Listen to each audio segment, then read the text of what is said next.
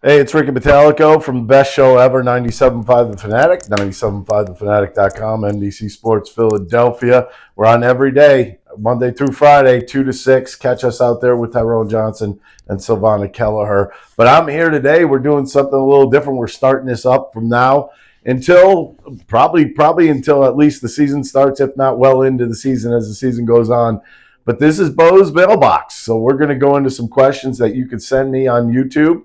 And we got a bunch to start off here, but keep sending in those questions, and we'll keep answering them as the week goes on. What are your thoughts on the Phillies' new pitcher from Japan? The Phillies new, you know what? The one thing about this that people have to understand, he's got a little bit of a funky windup. It's a little three-quarter windup. He drops down a little bit. He's got a lot of movement, okay? That's first and foremost. Secondly, I mean, this is a guy that's going to have to make the team. He's not a guarantee to be on the team. He does have 3 years of minor league eligibility in that contract. So it's one of those things where he's going to have to go to spring training like he's a minor leaguer trying to make a 26-man roster. And if he goes out there and impresses, I think he definitely makes the team out there in the bullpen. I wouldn't expect him to be back into the bullpen right away unless he's opening eyes everywhere he goes.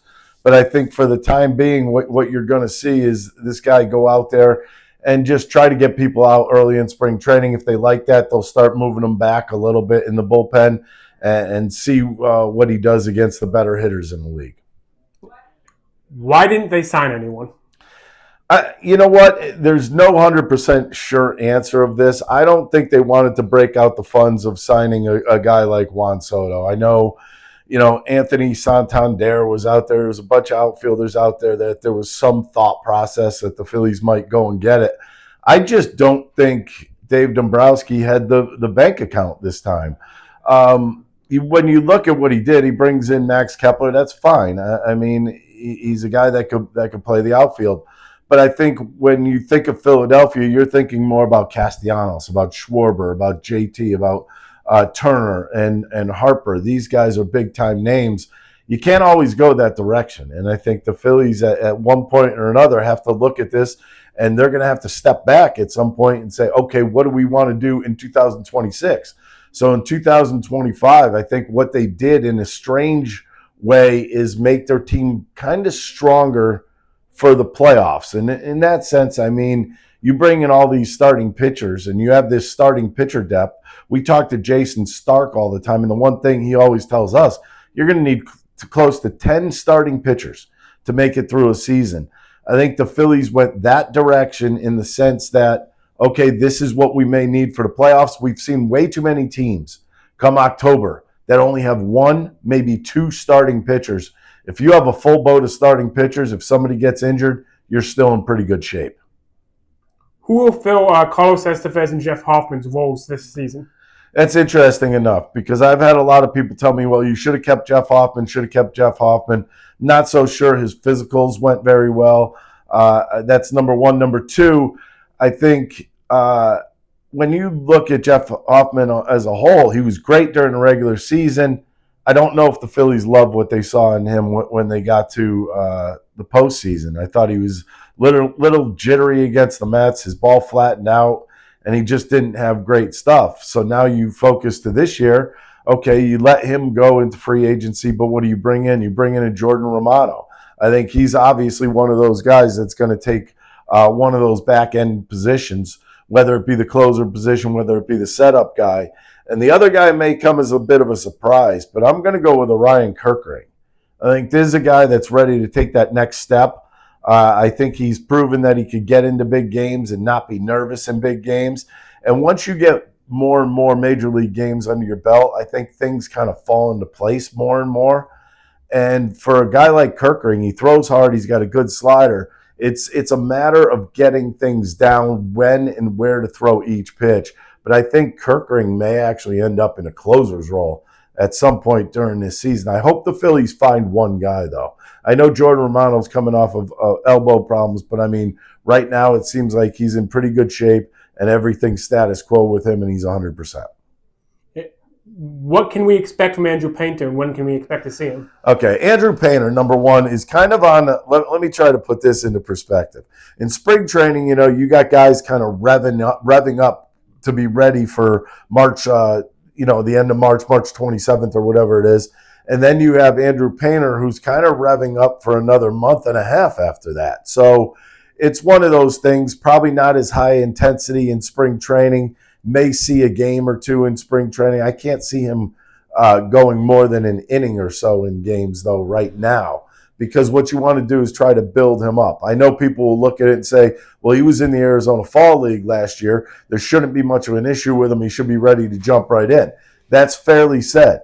But what they're trying to do is protect this kid. This kid's supposed to be, quote unquote, one of the greats coming through the Phillies minor league system. So where do you go from there? You get him to a point where you want him at 100%, and then you could use him slowly, gradually work him in to the Phillies rotation. When will that be? I would think late June, early July. And there's so many things that are going to go along with this. It's not as simple as everybody thinks. It's one of those tactical things of what's going to happen with the rest of the rotation. When Painter does come into the rotation, do you think Ranger Suarez will go to the bullpen? That's an interesting thought, because Ranger was 10-0 last year, dealing Cy Young type stuff, and then kind of fell off the ship. Ranger's one of those guys who has not proven that for a full 162 that he could be 100%. I don't know if he was getting tired last year. I don't know if he was injured a little bit last year. You really don't know. You don't get that type of information. But I would say that he could be one of those candidates that maybe you flip a switch and Ranger goes into the bullpen. And he could be that 2-inning guy out of the bullpen, or he could be a left-handed setup guy out of the bullpen. He's one of those guys that you could utilize in that direction. It could be him. But you also have to understand, injuries do happen in baseball. You don't know what's going to happen with Wheeler, Nola, Christopher Sanchez, Luzardo. You don't know what's going to happen with any of them. So I think that's going to be a waiting game as to, and that may also prove to be a factor in exactly when he comes up. Thoughts on Max Kepler?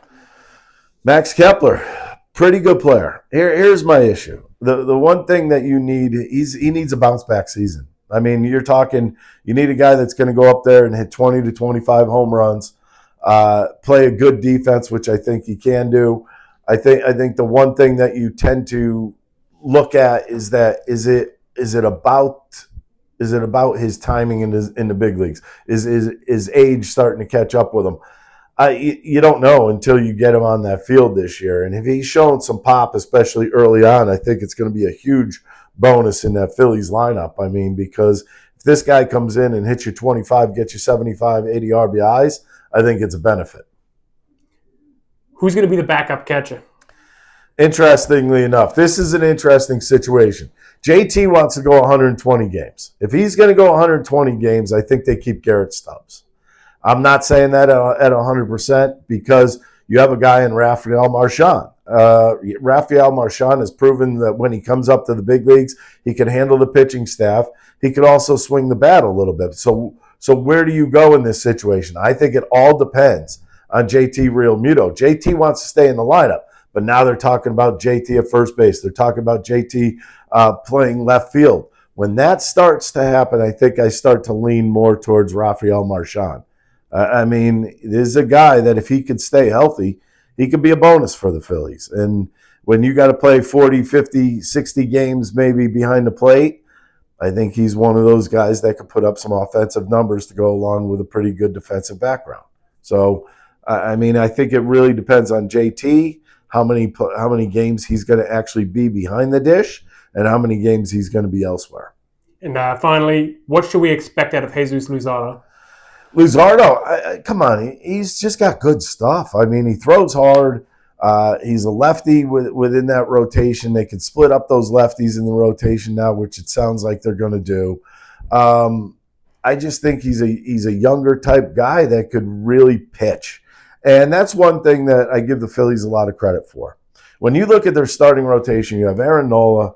He's not throwing 100 miles an hour. You have Zach Wheeler. I mean, he kind of sitting around 96 miles an hour. Good slider, good changeup. He works his pitch as well. All right, guys. Like I said, you could send in your questions on YouTube, Twitter, wherever you want to send them in. This is Ricky's mailbox. We're going to be doing this a lot.